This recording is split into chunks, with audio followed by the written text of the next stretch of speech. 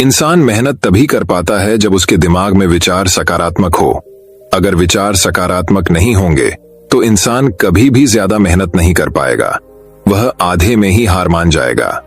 सकारात्मक विचारों का रहस्य हम आज के इस वीडियो में जानेंगे, कहानियों के माध्यम से। तो बिना देर किए चलिए उन कहानियों की शुरुआत करते हैं। पहली कहानी दोस्तों बात बहुत समय पहले की है। शास्त्रों में पारंगत एक विख्यात पंडित एक वृद्ध साधु के पास गया और बोला, महात्मा जी, मैं सत्य की खोज में हूं, कृपया मेरा मार्गदर्शन करें। पंडित बोला, महात्मा जी, आप मुझे नहीं जानते, मैं कई शास्त्रों में पारंगत पंडित हूं। इस नगर में मेरी बड़ी प्रतिष्ठा है, किंतु सत्य खोज न सका हूं। आपसे ज्ञान प्राप्त करना चाहता हूं ताकि सत्य को पा सकूं। साधु बोले, तुम लिख कर ले लाओ कि तुम क्या जानते हो। जो तुम जानते हो उसे बताने का कोई औचित्य नहीं। जो तुम नहीं जानते वो ज्ञान मैं तुम्हें दे दूंगा। व्यक्ति लौट गया। उसे शास्त्रों का इतना अधिक ज्ञान था कि उसे लिखते लिखते 3 वर्ष बीत गए। 3 वर्ष बाद जब वह साधु के पास पहुंचा तो उसके हाथ में 1000 पृष्ठों की पोथी थी। साधु और वृद्ध हो चले थे। पोथी देखकर बोले, मेरी आयु हो चली है, इतना तो मैं पढ़ ना पाऊंगा, इसका सार लिख कर ले आओ। पंडित लौट गया और सार लिखने लगा। इसमें उसे 3 माह लग गए। 3 माह बाद जब वो साधु के पास पहुंचा तो उसके हाथ में 100 पृष्ठ थे। साधु बोले, ये भी बहुत अधिक है, शरीर दुर्बल हो चला है, आंखें कमजोर हो चली हैं कि इतना पढ़ पाना भी संभव नहीं, इसे और संक्षिप्त कराओ। पंडित वापस चला गया और 7 दिन बाद एक पृष्ठ में सार सूत्र लिखकर ले आया। साधु मृत्यु शैय्या पर थे। पंडित ने वो एक पृष्ठ साधु की ओर बढ़ाया तो वे बोले, मैं तुम्हारी ही बात कर रहा था, देख रहे हो कि मेरा अंतिम समय आ चुका है, तुम कब मेरी बात समझोगे, जाओ इसे और संक्षिप्त कर लाओ। साधु की बात सुनकर मानो पंडित की आंखें खुल गईं। वह तत्काल दूसरे कक्ष में गया और एक कोरा कागज ले आया। साधु मुस्कुराए और बोले, इस कोरे कागज का अर्थ है कि मैं कोरा हूं, पूर्णतः खाली, अज्ञानी।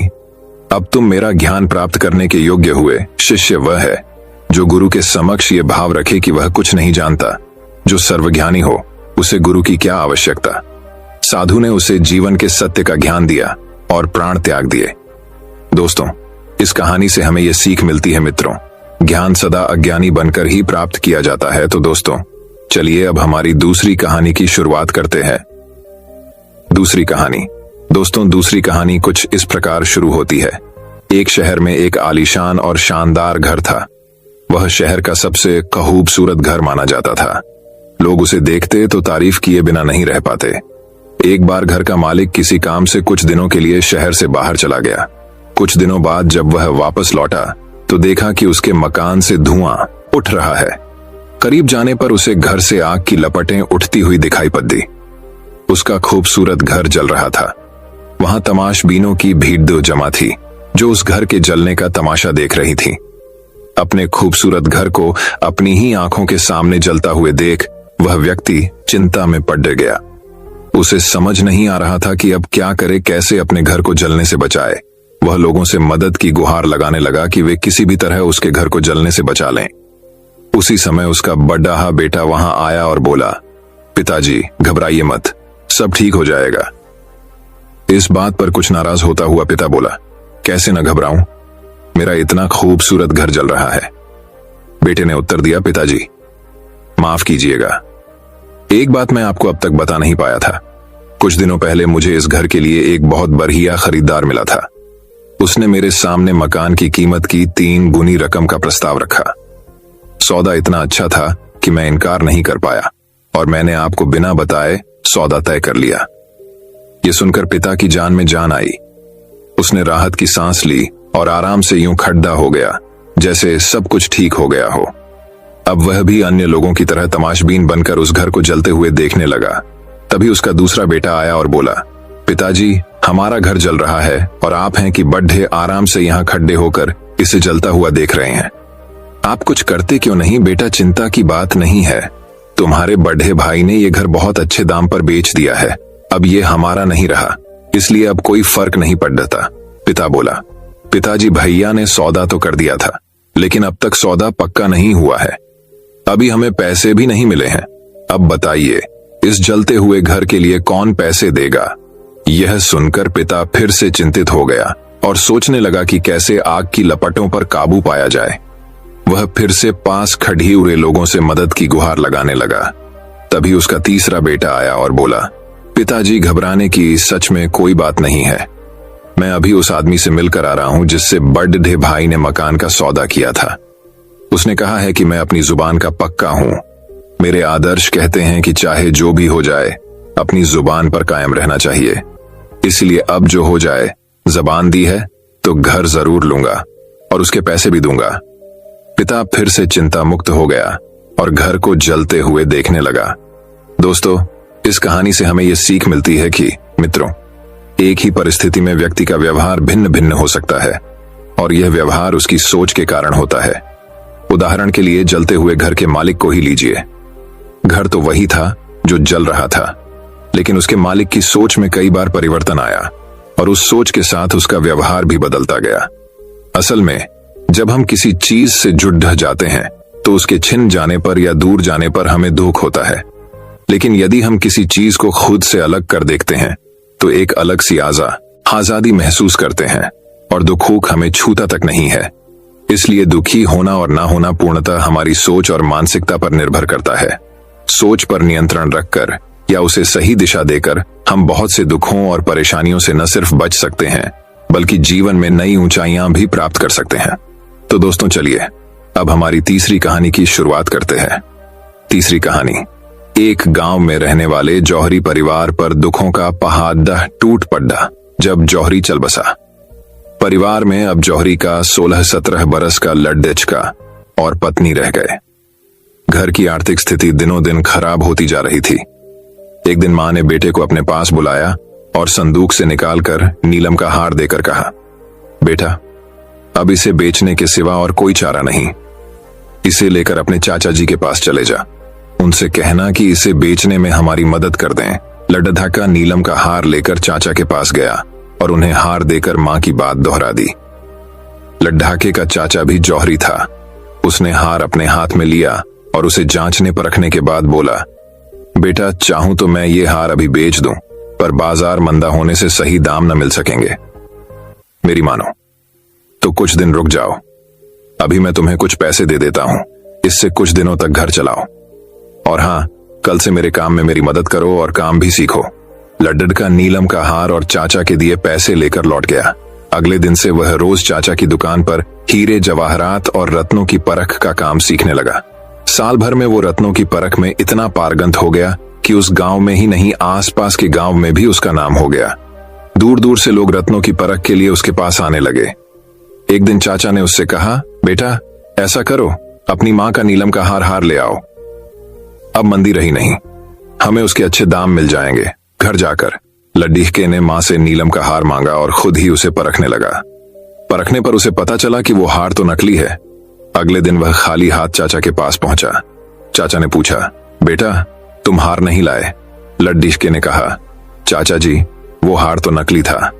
तब चाचा ने उसे बताया, बेटा, जब तुम पहली बार वो हार लेकर मेरे पास आए थे, मैंने तभी उसी परख लिया था कि वो नकली है, लेकिन मैंने तुम्हें बताया नहीं। उस वक्त तुम लोग बुरे दौर से गुजर रहे थे, सोचते कि बुरे वक्त में तुम्हारा चाचा तुमसे दगा कर रहा है। इस तरह हमारे रिश्ते बिगड़ जाते। आज तुम खुद इस काबिल हो चुके हो कि खुद ही परख कर हार की असलियत जान गए। अब किसी और पर शंका करने का प्रश्न ही नहीं उठता। सीख दोस्तों, पूर्ण ज्ञान या जानकारी के अभाव में किसी भी व्यक्ति, वस्तु या परिस्थिति के बारे में हम जो भी धारणा बनाते हैं उसमें शंका और अविश्वास का समावेश होता है, जो सिर्फ गलत फहमियों को बढ़ावा देता है। ज्ञान के प्रकाश में ही वस्तु स्थिति को स्पष्ट तरीके से समझा जा सकता है। इसलिए किसी भी चीज के बारे में सही तरीके से समझने के लिए उसके बारे में सारा ज्ञान या जानकारी जरूर हासिल करें। तो दोस्तों, चलिए अब हमारी चौथी कहानी की शुरुआत करते हैं।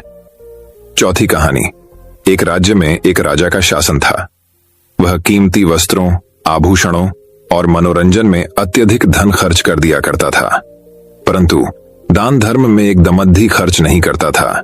जब भी कोई जरूरतमंद और लाचार व्यक्ति सहायता की आस में उसके दरबार में आता तो उसे खाली हाथ लौटा दिया जाता था। इसलिए लोगों ने उसके पास जाना ही छोड़ दिया था। एक वर्ष राज्य में वर्षा नहीं हुई, जिससे वहां सूखा पड़ गया। सूखे से फसल नष्ट हो गई। चारों ओर त्राही त्राही मच गई। लोग भूख प्यास से मरने लगे। राजा के कानों तक जब प्रजा का हाल पहुंचा तो वह कन्नी काटते हुए बोला, अब इंद्र देवता रूठ गए हैं तो इसमें मेरा क्या दोष है? मैं भला क्या कर सकता हूं? प्रजा उनके समक्ष सहायता की गुहार लेकर आई। महाराज सहायता करें, अब आपका ही सहारा है। राजकोष से थोड़ा धन प्रदान कर दें ताकि अन्य देशों से अनाज क्रय कर भूखे मरने से बच सकें।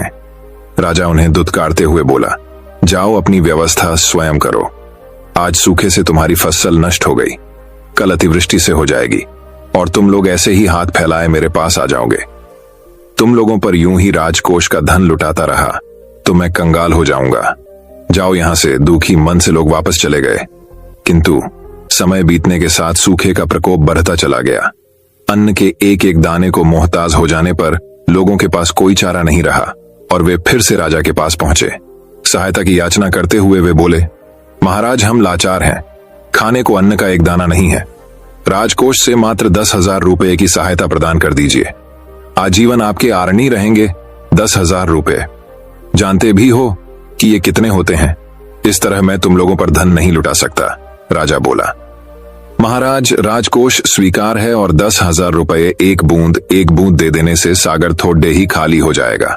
लोग बोले, तो इसका अर्थ है कि मैं दोनों हाथों से धन लुटाता फिरूं? राजा सुनकर बोला, महाराज हम धन लुटाने को नहीं कह रहे, सहायता के लिए कह रहे हैं। वैसे भी हजारों रुपये कीमती वस्त्रों, आभूषणों, मनोरंजन में प्रतिदिन व्यय होते हैं। वही रुपये हम निर्धनों के काम आ जाएंगे। मेरा धन है, मैं जैसे चाहे उपयोग करूं। तुम लोग कौन होते हो?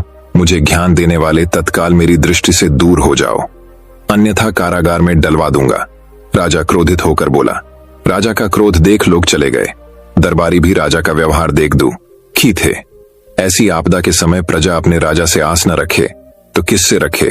ये बात वे राजा से कहना चाहते थे, किंतु उसका क्रोध देख कुछ न कह सके। राजा ही बोला, 10,000 रुपये मांगने आए थे। अगर 100-200 रुपये भी मांगे होते तो दे देता और उसकी क्षतिपूर्ति किसी तरह कर लेता, किंतु इन लोगों ने तो बिना सोचे समझे अपना मुंह खोल दिया। सच में अब तो नाक में दम हो गया है। अब दरबारी क्या कहते, शांत रहे, किंतु मन ही मन सोच रहे थे कि राजा ने प्रजा के प्रति अपना कर्तव्य नहीं निभाया। कुछ दिन और बीत गए, किंतु सूखे का प्रकोप रुका नहीं, बढ़ता ही गया। इधर राजा इन सब के प्रति आंखें मूंद अपने भोग विलास में लगा रहा। एक दिन एक सन्यासी दरबार में आया और राजा को प्रणाम कर बोला, महाराज सुना है आप दानवीर हैं, सहायता की गुहार लेकर उपस्थित हुआ हूं। राजा आश्चर्य में पड़े डीडीएच गया। सोचने लगा कि ये सन्यासी कहां से मेरे दान पुण्य के बारे में सुनकर आया है। मैंने तो कभी किसी को दान नहीं दिया, कहीं दान लेने के लिए ये बात तो नहीं बना रहा। फिर सन्यासी से पूछा, क्या चाहिए तुम्हें? यदि अपनी सीमा में रहकर मांगोगे तो तुम्हें प्रदान किया जाएगा, किंतु अत्यधिक की आस मत रखना। सन्यासी बोला, महाराज मैं तो एक सन्यासी हूं, मुझे अत्यधिक धन का लोभ नहीं, बस 21 दिनों तक राजकोष से कुछ भिक्षा दे दीजिए। किंतु भिक्षा लेने का मेरा तरीका है, मैं हर दिन पिछले दिन से दुगुनी भिक्षा लेता हूं, आपको भी ऐसा ही करना होगा। राजा सोचते हुए बोला, पहले ये बताओ कि पहले दिन कितनी भिक्षा लोगे, तब मैं निर्णय करूंगा कि तुम्हें राजकोष से भिक्षा दी जाए या नहीं। 2-4 रुपये मांगोगे तो मिल सकते हैं, 10-20 रुपये मांगोगे तो कठिनाई होगी। सन्यासी बोला, महाराज कहा ना मैं ठहरा सन्यासी, अधिक धन का क्या करूंगा, आप मुझे पहले दिन मात्र 1 रुपया दे देना। सुनकर राजा बोला, ठीक है, मैं तुम्हें पहले दिन 1 रुपया और उसके बाद 20 दिनों तक प्रतिदिन पिछले दिन का दुगुना धन देने का वचन देता हूं। राजा ने तत्काल कोषाध्यक्ष को बुलवाया और उसे अपना आदेश सुना दिया। राजकोष से सन्यासी को 1 रुपया मिल गया और वह राजा की जयकार करता हुआ चला गया। उसके बाद प्रतिदिन सन्यासी को राजकोष से धन मिलने लगा।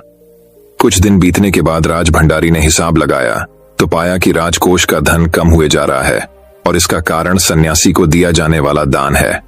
उसने मंत्री को यह जानकारी दी। मंत्री भी उलझन में पड़ डीडीएच गया।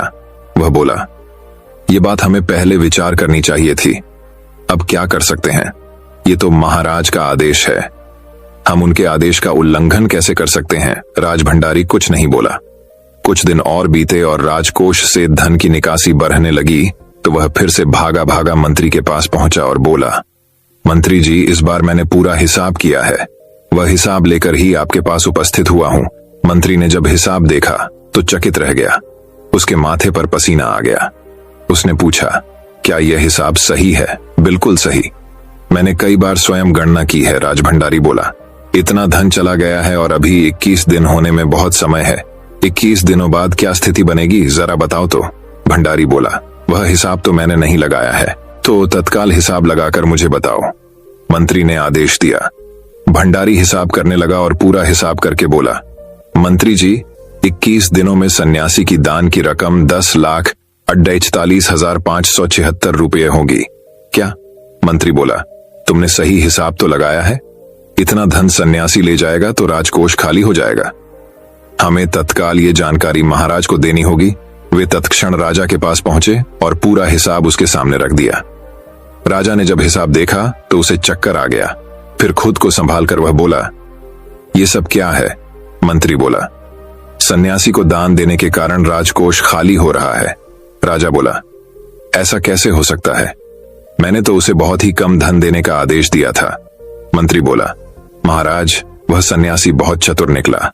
अपनी बातों में फंसाकर वह राजकोष से बहुत सारा धन ऐंठने के प्रयास में है। राजा ने राजभंडारी से पूछा, फिर से बताओ, कितना धन सन्यासी लेने वाला है? 10,48,576। राजभंडारी बोला, परंतु मुझे लगता है कि मैंने इतना धन देने का आदेश तो नहीं दिया था। मैं ऐसा आदेश दे ही नहीं सकता। जब मैंने अकाल पीड़ित प्रजा को 10,000 रुपये नहीं दिए तो भला एक सन्यासी को इतना धन क्यों दूंगा? राजा सोचते हुए बोला, किंतु सब आपके आदेश अनुसार ही हो रहा है महाराज, चाहे तो आप स्वयं हिसाब कर लीजिए। राजभंडारी बोला। मंत्री ने भी उसका समर्थन किया। भी इसी समय उस सन्यासी को मेरे समक्ष प्रस्तुत करो, राजा चिल्लाया। तुरंत कुछ सैनिक भेजे गए और वे सन्यासी को लेकर राजा के सामने उपस्थित हुए। सन्यासी को देखते ही राजा उसके चरणों पर गिर पड़ा और बोला, बाबा, आपको दिए वचन से मेरा राजकोष खाली हुआ जा रहा है। इस तरह तो मैं कंगाल हो जाऊंगा, फिर मैं राजपाट कैसे चला पाऊंगा? किसी तरह मुझे इस वचन से मुक्त कर दीजिए, दया कीजिए। सन्यासी ने राजा को उठाया और बोला, ठीक है, मैं तुम्हें इस वचन से मुक्त करता हा, किंतु इसके बदले तुम्हें राज्य की प्रजा को 50,000 रुपये देने होंगे ताकि वे अकाल का सामना कर सकें। राजा बोला, किंतु बाबा, वे लोग जब आए थे तब 10,000 मांग रहे थे, किंतु मैं 50,000 ही लूंगा, उससे एक ढेला कम नहीं। सन्यासी ने अपना निर्णय सुनाया। राजा बहुत गिड़गिड़ाया, किंतु सन्यासी अपनी बात अड्ढा रहा। अंततः विवश होकर राजा 50,000 रुपये देने तैयार हो गया। सन्यासी ने अपना वचन वापस ले लिया और चला गया। राजकोष से प्रजा को 50,000 रुपये दिए गए। प्रजा बहुत प्रसन्न हुई और राजा की जय जयकार करने लगी। कि राजा बहुत दिनों तक भोग विलास से दूर रहा। सीख, पहली सीख, जब सीधी उंगली से घी न निकले तो उंगली टेढ़ी ही करनी पड़ती है। दूसरी सीख, भला करोगे तो चारों ओर गुणगान होगा। तो दोस्तों, चलिए अब हमारी 5वीं कहानी की शुरुआत करते हैं। 5वीं कहानी। दोस्तों, बात बहुत समय पहले की है। गुरुकुल में शिक्षा प्राप्त कर रहे एक शिष्य को अपने पिता का संदेश मिला। पिता ने उसे घर बुलाया था। बिना देर किए शिष्य गुरु के पास गया और उनसे घर जाने की अनुमति मांगी। गुरु द्वारा अनुमति दे दी गई और अगले दिन शिष्य घर की ओर निकल पड़ा। वह पैदल चला जा रहा था। गर्मी के दिन थे। रास्ते में उसे प्यास लगाई। वह पानी का स्रोत ढूंढते हुए आगे बढ़ने लगा। रास्ते एक किनारे उसे एक कुआं दिखाई पड़ा।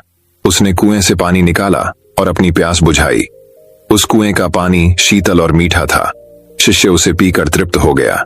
वह आगे बढ़ने को हुआ ही था कि उनके मन में विचार आया, इतना मीठा जल मैंने आज तक कभी नहीं पिया। मुझे गुरु जी के लिए यह जल ले जाना चाहिए। वह भी तो इस मीठे जल का पान करके देखें। यह सोचकर उसने कुएं से जल निकाला और मशक में भरकर वापस गुरुकुल की ओर चल पड़ा। गुरुकुल में उसे देख गुरु जी ने चकित होकर पूछा, वत्स, तुम इतनी जल्दी लौट आए? शिष्य ने उन्हें अपनी वापसी का कारण बताया और मशक में भरा हुआ जल उनकी ओर बढ़ा दिया। गुरुजी ने वह जल पिया और बोले, वत्स, ये तो गंगा जल की तरह है, इसे ग्रहण कर मेरी आत्मा तृप्त हो गई। गुरु के शब्द सुन शिष्य प्रसन्न हो गए। उसने पुनः गुरु से आज्ञा ली और अपने घर की ओर निकल गया। शिष्य द्वारा लाया गया मशक गुरु जी के पास ही रखा था। उसमें कुछ जल अब भी शेष था। उस शिष्य के जाने के थोड़ी देर बाद गुरुकुल का एक छात्र गुरुजी के पास आया। उसने वह जल पीने की इच्छा जताई तो गुरुजी ने उस मशक दे दिया। छात्र ने मशक के जल का एक घूंट अपने मुंह में भरा और तुरंत बाहर थूक दिया। वह बोला, गुरुजी, ये जल कितना कड़वा है। मैं तो उस शिष्य की आपके द्वारा की गई प्रशंसा सुन इसका स्वाद लेने आया था, किंतु अब मैं समझ नहीं पा रहा हूं कि आपने उसकी झूठी प्रशंसा क्यों की। गुरुजी ने उत्तर दिया, वत्स, हो सकता है इस जल में शीतलता और मिठास नहीं, किंतु इसमें कोई संदेह नहीं कि इसे लाने वाले के मन में अवश्य है।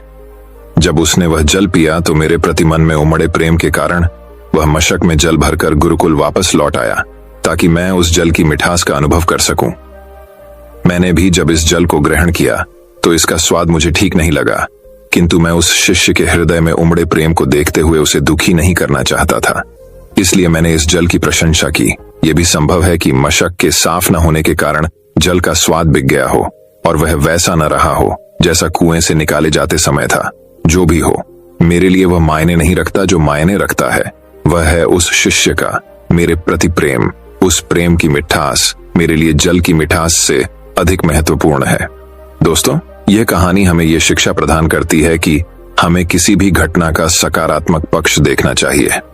नकारात्मक पक्ष देखकर न सिर्फ हम अपना मन मलिन करते हैं बल्कि दूसरों का भी। इसलिए सदा अच्छाई पर ध्यान दें। तो दोस्तों, चलिए अब हमारी छठी कहानी की शुरुआत करते हैं। छठी कहानी। अब एक और कहानी कुछ इस प्रकार शुरू होती है। वन में स्थित एक आश्रम में एक ज्ञानी साधु रहते थे। ज्ञान प्राप्ति की लालसा में दूर दूर से छात्र उनके पास आया करते थे और उनके सानिध्य में आश्रम में ही रहकर शिक्षा प्राप्त किया करते थे। आश्रम में रहकर शिक्षा प्राप्त करने वाले छात्रों में से एक छात्र बहुत आलसी था। उसे समय व्यर्थ गंवाने और आज का काम कल पर टालने की बुरी आदत थी। साधु को इस बात का ज्ञान था, इसलिए वे चाहते थे कि शिक्षा पूर्ण कर आश्रम से प्रस्थान करने के पूर्व वह छात्र आलस्य छोड़कर समय का महत्व समझ जाए। इसी उद्देश्य से एक दिन संध्या काल में उन्होंने उस आलसी छात्र को अपने पास बुलाया और उसे एक पत्थर देते हुए कहा, पुत्र, ये कोई सामान्य पत्थर नहीं बल्कि पारस पत्थर है। लोहे की जिस भी वस्तु को यह छू ले वह सोना बन जाती है। मैं तुमसे बहुत प्रसन्न हूं, इसलिए 2 दिनों के लिए यह पारस पत्थर तुम्हें दे रहा हूं। इन 2 दिनों में मैं आश्रम में नहीं रहूंगा। मैं पड़ोस के गांव में रहने वाले अपने एक मित्र के घर जा रहा हूं। जब वापस आऊंगा तब तुमसे ये पारस पत्थर ले लूंगा। उसके पहले जितना चाहो उतना सोना बना लो। छात्र को पारस पत्थर देकर साधु अपने मित्र के गांव चले गए। इधर छात्र अपने हाथ में पारस पत्थर देख बड़ा प्रसन्न हुआ। उसने सोचा कि इसके द्वारा मैं इतना सोना बना लूंगा कि मुझे जीवन भर काम करने की आवश्यकता नहीं रहेगी और मैं आनंद पूर्वक अपना जीवन व्यतीत कर पाऊंगा। उसके पास 2 दिन थे।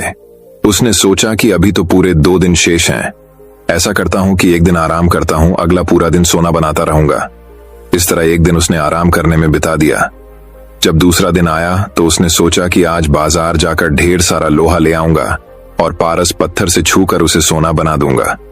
लेकिन इस काम में अधिक समय लगेगा नहीं, इसलिए पहले भरपेट भोजन करता हूं, फिर सोना बनाने में जुट जाऊंगा।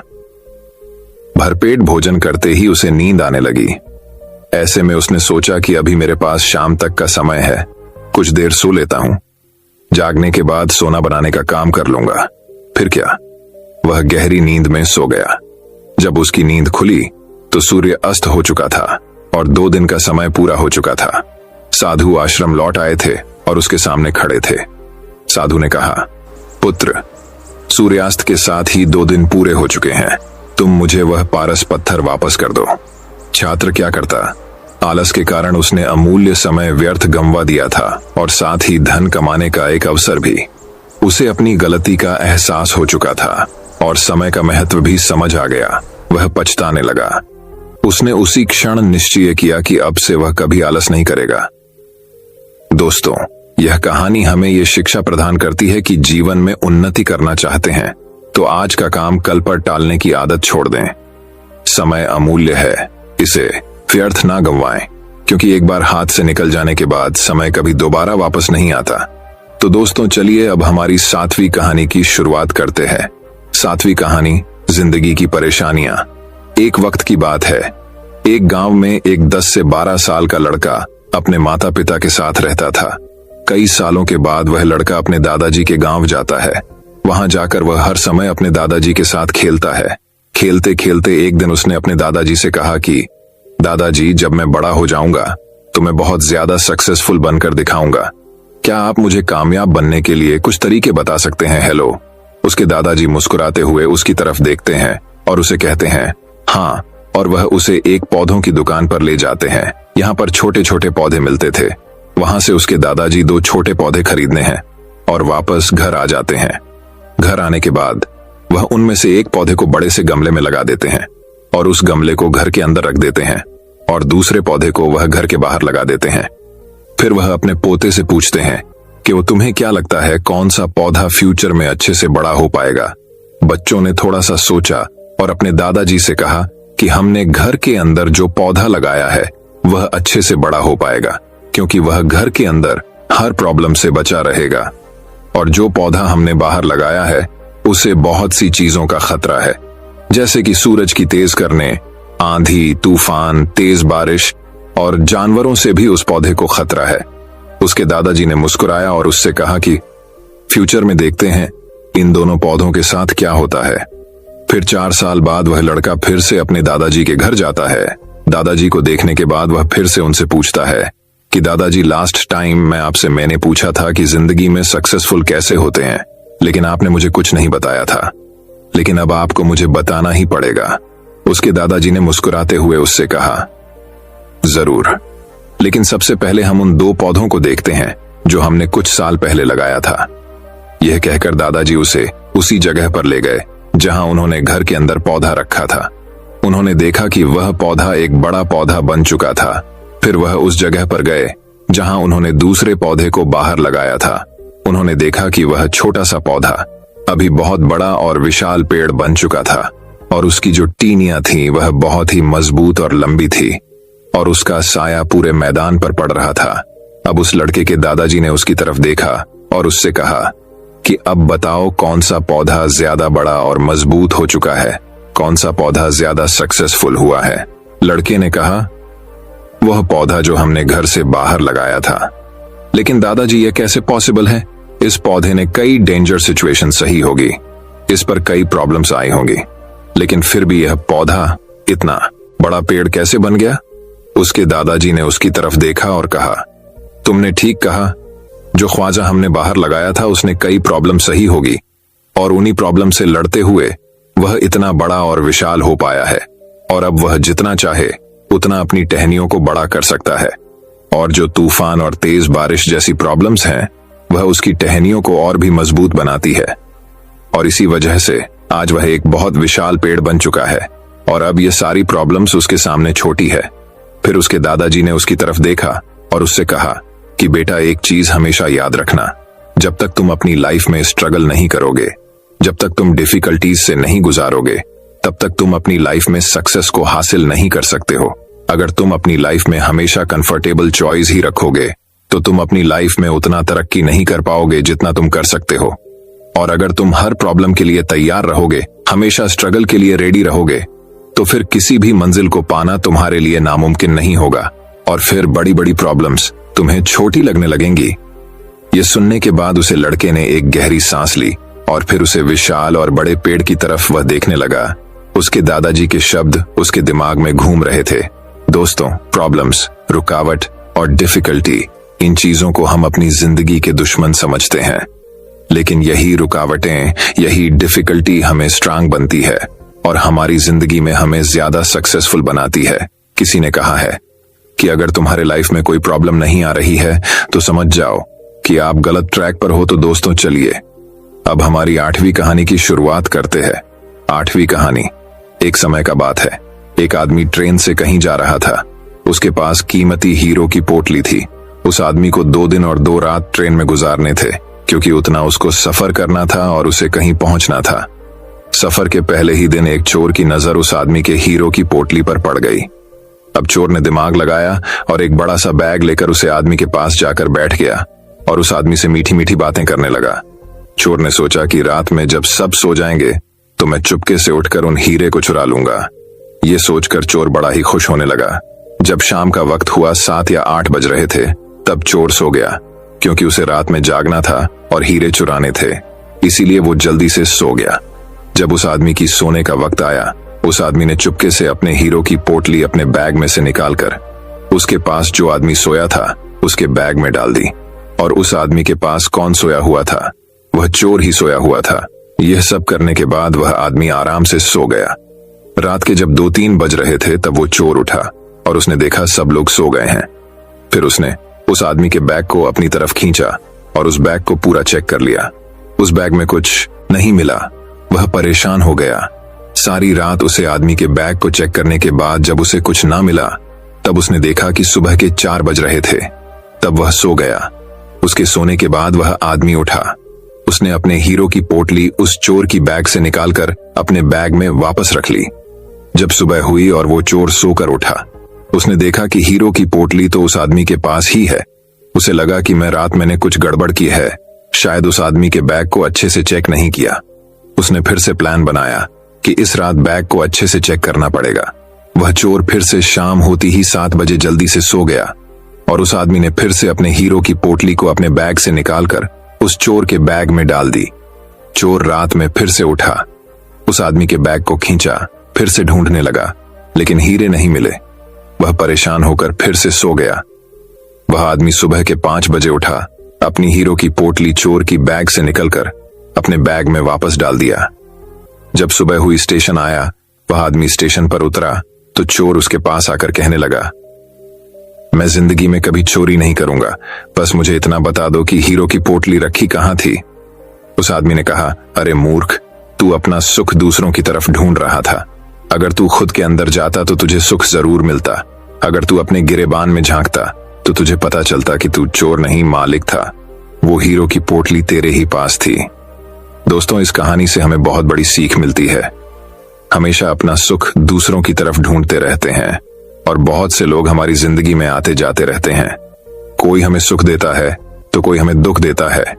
बहुत से लोग ऐसे होते हैं जो अपनी खुशी दूसरों पर निर्भर कर देते हैं, जबकि अगर आप खुद के अंदर झांकोगे, अपने खुद के गिरेबान में झांकोगे, तो आपको किसी चीज की कमी महसूस नहीं होगी।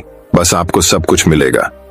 बस आपको एक बार अपने अंदर झांक कर देखना है। ये कहानी आपको बड़ी ही दिलकश लगी होगी और इससे सबक भी मिला होगा। आप अपने दोस्तों के साथ भी इस कहानी को शेयर करें ताकि उन्हें भी इससे फायदा हो। हम जिंदगी में जो भी बनना चाहते हैं, हमेशा वह हमारे हाथों में नहीं होता, लेकिन हमें हालात से नहीं भागना चाहिए। हालात वक्त के साथ बदलते रहते हैं। हर वक्त बस एक चीज बदलना नहीं चाहिए, वह है हमारा कैरेक्टर। तो दोस्तों, चलिए अब हमारी 9वीं कहानी की शुरुआत करते हैं। 9वीं कहानी। एक समय की बात है। एक बड़ा सा जहाज तूफान होने की वजह से डूब गया और उस जहाज में जितने भी लोग थे वह उस जहाज समेत डूब गए। सिर्फ एक आदमी को छोड़कर। वह आदमी वहां से बच निकला और एक सुनसान आइलैंड पर जाकर बेहोश होकर गिर गया। सुबह जब उस आदमी को होश आया तो उसने देखा कि वह एक सुनसान आइलैंड पर था, जहां पर दूर दूर तक कोई भी नजर नहीं आ रहा था। वह आदमी ऊपर वाले की तरफ देखकर दुआ मांगने लगा कि मेरी मदद करो, इस सुनसान आइलैंड पर किसी न किसी को भेज दो। लेकिन वहां उसकी मदद के लिए कोई भी नहीं आया। दिन गुजरते गए और वो आदमी रोज ऊपर वाले से मदद के लिए दुआ करता रहता। फिर कुछ दिनों बाद उसने दुआ करना ही छोड़ दिया। उस आदमी ने वहां से बचने की उम्मीद ही खो दी। उसका सब्र टूट चुका था। तभी उस आदमी ने लड़कियां इकट्ठा की और उनसे एक टेंट बनाए। उसने नारियल के पेड़ से बहुत सारे नारियल तोड़े और खाने के लिए मछलियां पकड़ने लगा। पूरी 15 से 20 दिन निकल चुके थे और उस आदमी ने यहां से निकलने की पूरी उम्मीद खो चुकी थी। इसीलिए उसने तकरीबन 20 दिन की मेहनत के बाद वहीं पर एक लड़कियों का घर बना लिया था। एक दिन जब वह जंगल में नारियल तोड़ने के लिए गया और वापस आया तो उसने देखा कि उसने जो घर बनाया था उसमें आग लग चुकी थी और वह घर पूरी तरह से जलकर राख हो गया था। तभी उसने ऊपर वाले की तरफ देखा और कहने लगा कि मैंने आपसे मदद मांगी तो आपने मेरी मदद नहीं की। फिर जब मैं रहने के लिए एक घर बनाया तो आपने उसे भी जला दिया। वह आदमी सारी रात ऊपर वाले को कोसता रहा और वहीं सो गया। जब वह सुबह उठा तो उसने देखा कि एक बहुत बड़ा जहाज उस आइलैंड के किनारे पर खड़ा हुआ है। वह आदमी यह देखकर बहुत खुश हो गया और तुरंत जहाज पर चढ़ गया। जब उसने पायलट से पूछा कि उन्हें कैसे पता चला कि वह इस सुनसान आइलैंड पर है। तब पायलट ने कहा कि कल तुमने जो आग जलाकर हमें सिग्नल भेजा था, उसी की वजह से हम आइलैंड पर आए हैं। तभी उस आदमी ने कहा कि मैंने तो कोई सिग्नल नहीं भेजा था।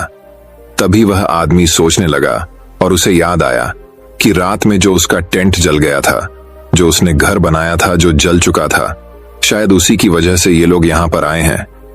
तभी वह आदमी ऊपर देखकर खुशी से चिल्लाने लगता है। सेम चीज हमारे साथ भी होती है। हम सब रोज कई सारी प्लानिंग करते हैं और अगर चीज हमारी प्लानिंग के हिसाब से नहीं होती है तब हम बौखला जाते हैं। किसी चीज को लेकर हमारी उम्मीद पूरी तरह से टूट जाती है। हमारा सब्र हमें आवाज देने लग जाता है और हम ऊपर वाले को ब्लेम करने लग जाते हैं। लेकिन आपको नहीं पता कि उसका प्लान आपके लिए क्या है। आप उसका अंदाजा भी नहीं लगा सकते। वह लाखों करोड़ों लोगों की जिंदगी चलता है। उसे सब पता है कि कब किसे क्या देना है और क्या नहीं। भी आपकी लाइफ में बड़ा हो रहा हो, जब चीजें आपके हिसाब से नहीं हो रही हो, तब उस पर भरोसा रखना। उसके पास जरूर आपके लिए कोई प्लान है। वह दूसरा दरवाजा खोले बिना पहला दरवाजा बंद नहीं करता। कभी भी उम्मीद मत छोड़ना। तो दोस्तों, चलिए अब हमारी 10वीं कहानी की शुरुआत करते हैं। 10वीं कहानी। एक समय की बात है। एक शेर था जो जंगल में राज करता था। एक दिन खाने के बाद वो एक पेड़ के नीचे सो गया। एक छोटे से चूहे ने उसे देखा और सोचा कि इसके साथ खेलने में मजा आएगा। वो सोते हुए शेर के ऊपर नीचे दौड़ने लगा। वो उसके पूंछ के ऊपर दौड़ा, फिर पूंछ के ऊपर से नीचे खिसला और वो चूहा इसी तरह शेर के ऊपर उछाल कूद करता रहा। फिर शेर गुस्से से दहाड़ते हुए उठा। उसने अपने बड्ढे पंजे से चूहे को पकड़ दयाच लिया। चूहा बहुत छटपटाया लेकिन भाग नहीं सका। शेर ने उस चूहे को खाने के लिए अपने बड्ढे मुंह को खोला और चूहा बहुत डर गया था। फिर चूहा शेर से बोलने लगा, शेर राजा, मैं बहुत डर गया हूं, प्लीज मुझे मत खाइए। इस बार मुझे माफ कर दीजिए और मैं ऐसा कभी भी नहीं करूंगा और शायद एक दिन मैं आपकी मदद कर सकूं। चूहे द्वारा मदद की बात सुनकर शेर हंसने लगा और उसने अपना पंजा खोला और उसको जाने दिया। और फिर चूहा बोले, शुक्रिया राजा, मैं ये एहसान कभी नहीं भूलूंगा। फिर शेर बोले, तुम किस्मत वाले हो मेरे दोस्त, मैंने अभी खाना खाया है। अब तुम जाओ और फिर से मुझसे पंगा मत लेना, वरना मैं तुम्हें अपना खाना बना लूंगा। कुछ दिनों बाद शेर जंगल में घूम रहा था। शिकारियों ने शेर को पकड़ डालने के लिए जाल बिछाया था। शिकारी पेड़ के पीछे छुप गए, इस इंतजार में कि शेर जाल में फंस जाए। जैसे ही शेर जाल के ऊपर आया, शिकारियों ने जाल को खींचा और उस शेर को उस जाल में पकड़ लिया। शेर ने जोर से दहाड़ा और जाल से निकलने की कोशिश की, लेकिन शिकारियों ने जाल को कस लिया था।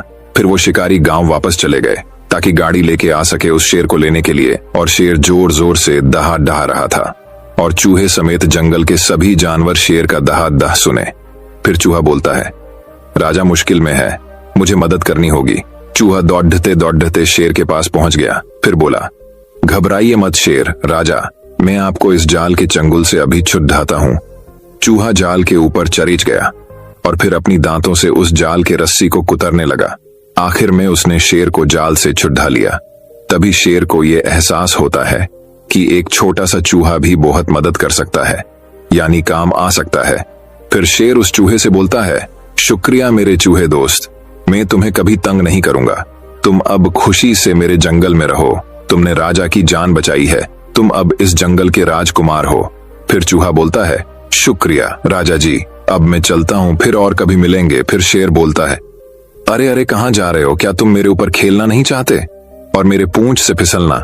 ये बात सुनकर चूहा खुशी से उछलने लगता है और फिर वो शेर के ऊपर उछलता है और पूंछ से फिसलने लगता है। कुछ देर बाद शिकारी शेर को लेने के लिए एक बड़ी गाड़ी लेकर आए। शेर और चूहे ने उन्हें देखा तो शेर उनके तरफ दहाड़ते हुए भागा। शेर को देखकर शिकारी बहुत डर गए और चिल्लाते हुए गांव की तरफ वापस भागे। शेर और चूहा उन्हें देखकर हंसने लगे और वो दोनों हमेशा के लिए अच्छे दोस्त बन गए। तो बच्चों, इस कहानी से हमें क्या सीखने मिलता है कि कभी भी किसी को अपने से हकीर यानी छोटा नहीं समझना चाहिए, क्योंकि जहां पर सुई की जरूरत हो वहां तलवार का क्या काम। दोस्तों, मैं उम्मीद करता हूं कि यह कहानी सुनने से आपके जीवन में अच्छे बदलाव आए होंगे। आपको इस वीडियो से क्या सीखने मिला, ये कमेंट करके जरूर बताइए और अपने परिवार, दोस्तों या आपके करीबी इंसान के साथ ये कहानी शेयर करके उन्हें भी इस ज्ञान से परिचित करवाए। बाकी अगर आपको यह वीडियो दिल से अच्छी लगी हो तभी इस वीडियो को लाइक कर देना, और आपने अब तक इस चैनल को सब्सक्राइब न किया हो तो चैनल को सब्सक्राइब भी जरूर कर देना। आपका हर दिन शुभ हो और खुशियों से आपका जीवन भरा रहे। धन्यवाद। नमो बुद्धाय।